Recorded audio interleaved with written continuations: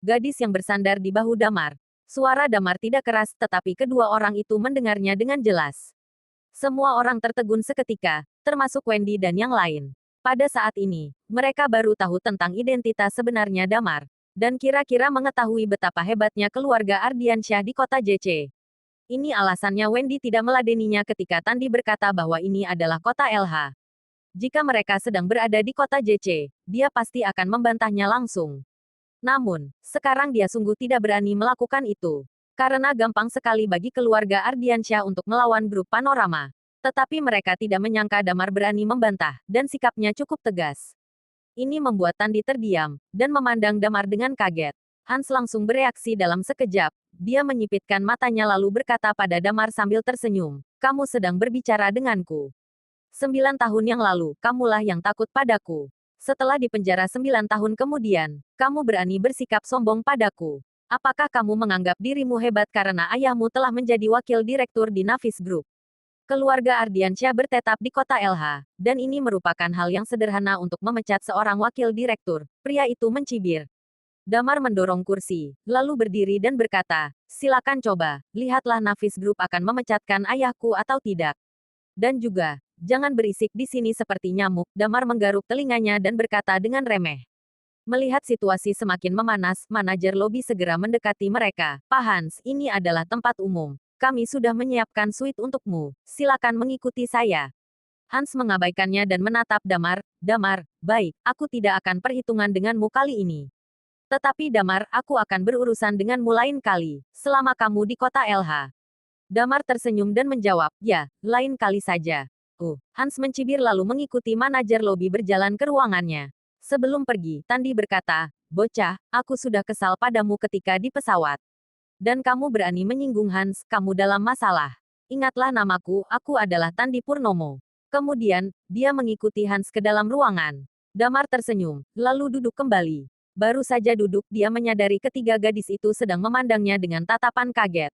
Wendy menunjukkan jempol padanya dan berkata, "Keren, kamu berani berkata seperti itu pada keluarga Ardiansyah." Sela tidak berkata apa-apa, dia mengetahui penampilan Damar. Meski dia tidak pernah memberitahu ini kepada siapapun, namun dia tidak khawatir sama sekali padanya. Clara mengerutkan kening dan menghela napas. "Damar, dia dari keluarga Ardiansyah. Jika mereka benar akan mencari masalah, kamu bawalah kartu berlianmu ke Bank Royal. Tidak ada yang berani mengganggumu, meski mereka dari keluarga Ardiansyah." Damar mengangguk dan tersenyum. Dia tidak terlalu peduli dengan ini. Kemudian, dia memikirkan tentang sesuatu dan bertanya padanya, "Oh ya, Bu Clara, apa kamu ingin bekerja di bagian kota LH?" Clara sedikit terkejut. "Tentu saja, kamu tidak tahu ya, sebenarnya keluargaku tinggal di kota LH. Saat aku bekerja di Bank Royal, aku dikirim ke kota JC. Dan transfer personel Bank Royal memang agak sulit. Mungkin membutuhkan waktu beberapa tahun. Apa kamu ingin membantuku?"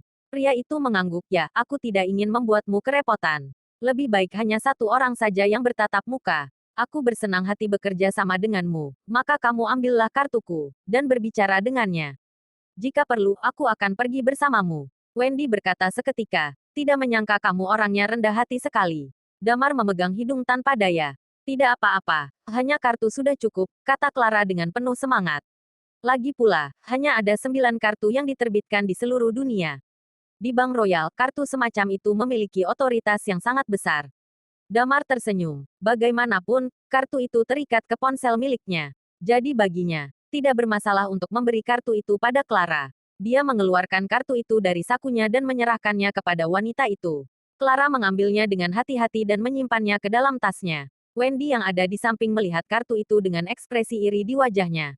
Kemudian, dia memesan beberapa hidangan yang cukup mahal. Tanpa diganggu oleh orang lain, mereka makan cukup tenang. Tepat setelah makan, ponsel Wendy berdering. Itu adalah telepon dari Gladys, dia mengajak mereka pergi bermain bersama. Setelah mengucapkan selamat tinggal satu sama lain, Damar diam-diam pergi sendirian. Sementara Clara sangat ingin pergi ke Bank Royal untuk melakukan transfer personelnya sendiri, dan dia pergi lebih dulu. Hanya Wendy dan Sela yang tersisa, mereka naik taksi untuk menemui Gladys. Setelah ketiga gadis itu pergi, Damar hendak naik taksi untuk pulang dan tidur dulu lalu mencari Johnny untuk mencari tahu tentang situasi saat malam. Ponselnya tiba-tiba berdering. Itu adalah panggilan dari nomor yang tidak dikenal. Dia mengangkat telepon dan bertanya, "Halo, halo, bos, aku Wadi, penanggung jawab bagian kota LH. Pariki memintaku untuk bertemu denganmu." Sebuah suara sopan muncul di ujung lain telepon. Sebelum datang ke kota LH, Damar pernah bilang kalau dia akan membantu mereka menyelesaikan masalah gudang. Dia berkata padanya, "Baik, seperti ini saja, kamu tambahkan nomorku di WhatsApp.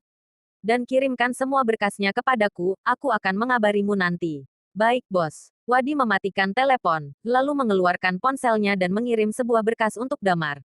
Tentu Damar tidak akan menyelesaikannya sendiri. Ini hanya masalah kecil saja, maka dia memberikan tugas ini kepada Binar.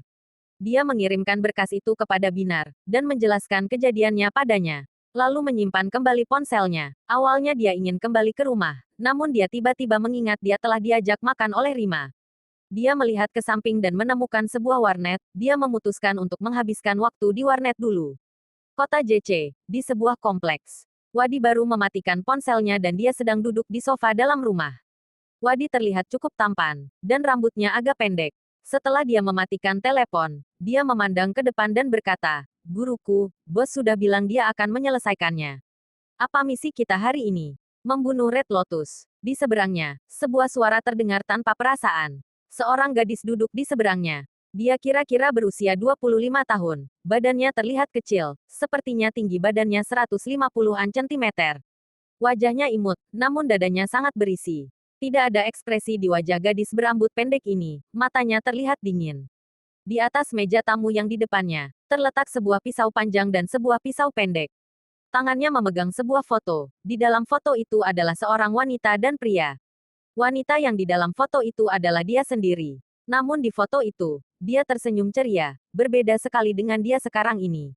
Dan di foto itu, dia telah digendong oleh seorang pria yang sedang menggigit jerami. Pria itu adalah Damar, guruku. Ini sudah 3 tahun lewat ketika aku menyelamatkanmu dan datang ke kota LH. Dan aku adalah pembunuh nomor 5. Bukankah membunuh orang dari Red Lotus terlalu mudah bagiku? Pembunuh Red Card-nya payah sekali. Kapan kita kembali ke Night Watcher? Wadi berkata dengan sedih. Yang penting, aku tidak ingin bekerja lagi. Wadi berkata lagi. Gadis itu memandangnya, dan berkata dengan nada dingin, "Sampai aku menemuinya. Jika aku selamat, dia pasti tidak mati." Bersambung.